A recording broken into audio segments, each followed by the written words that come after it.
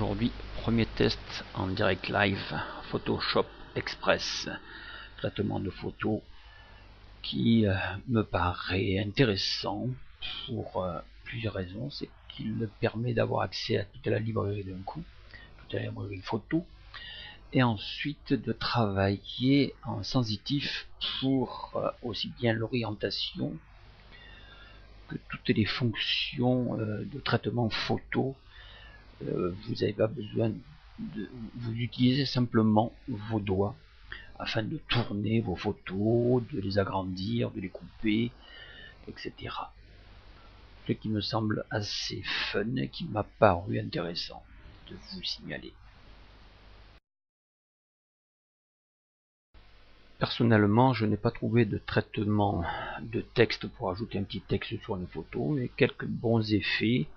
Et puis la possibilité d'envoyer directement sa photo sur Facebook, TwinPic ou Photoshop.com. Voilà, intéressant pour travailler que sur la photo à mon sens.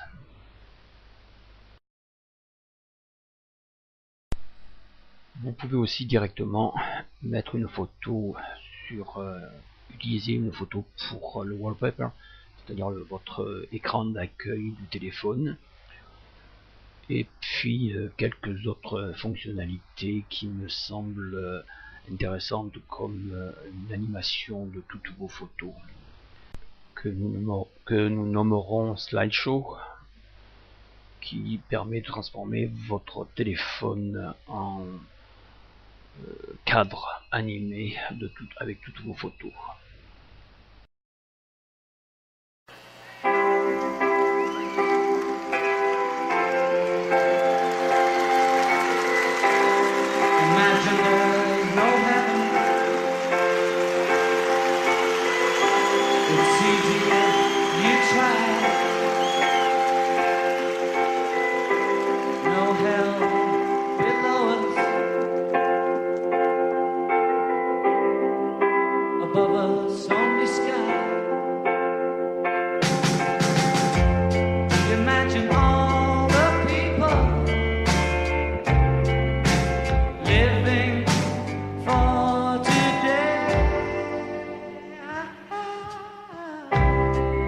Imagine there's no country.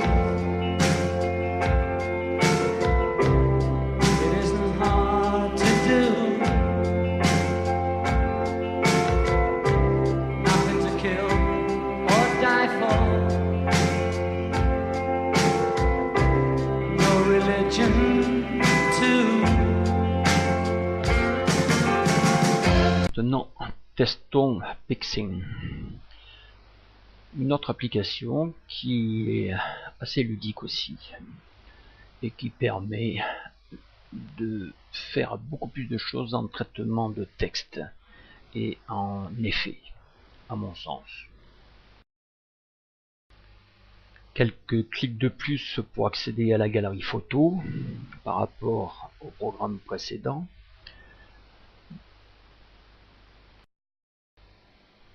Donc, comme vous le voyez, si vous avez installé la version complète avec les extensions baguette magique, etc., vous aurez des possibilités de traitement photo beaucoup plus larges que sur Photoshop Express. Mais je pense qu'il y a beaucoup de choses que je n'utilise pas forcément sur mon téléphone portable, mais qui peuvent représenter un intérêt pour certains. Imagine all the people living life in peace. You may say I'm a dreamer, but I'm not the only one.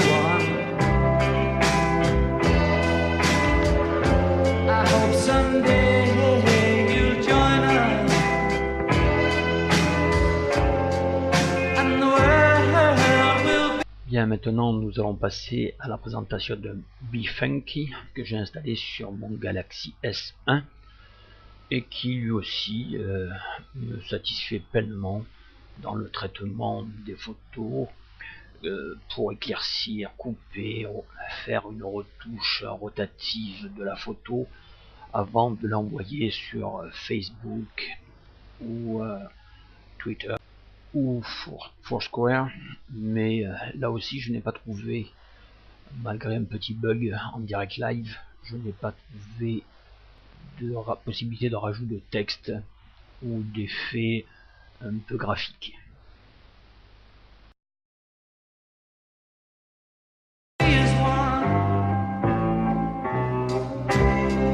Imagine no possession. I wonder if we can. No need for greed or hunger.